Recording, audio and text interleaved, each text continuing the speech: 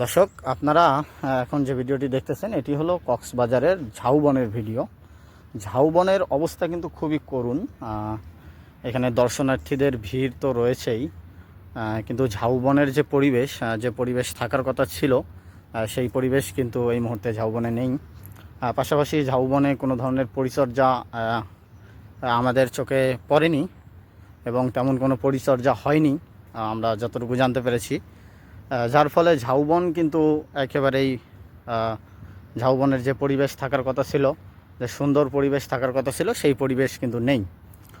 ঝাউবনের এই পরিবেশকে ফিরিয়ে আনার জন্য পর্যটকদেরকে ঝাউবন কর্তৃপক্ষ অনুরোধ করেছেন যেন এই ঝাউবনে এসে তারা ময়লা না ফেলে। প্রচুর পরিমাণ ময়লা, আপনারা যদি একটু আমি আপনাদেরকে জুম করে দেখাই, এই যে কি পরিমাণ ময়লা রয়েছে ঝাউবনে।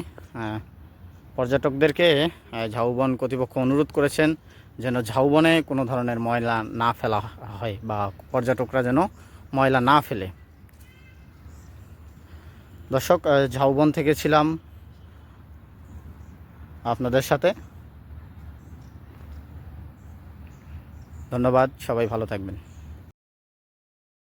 ইনসাফ নিউজ, সীতাকুণ্ড, চট্টগ্রাম।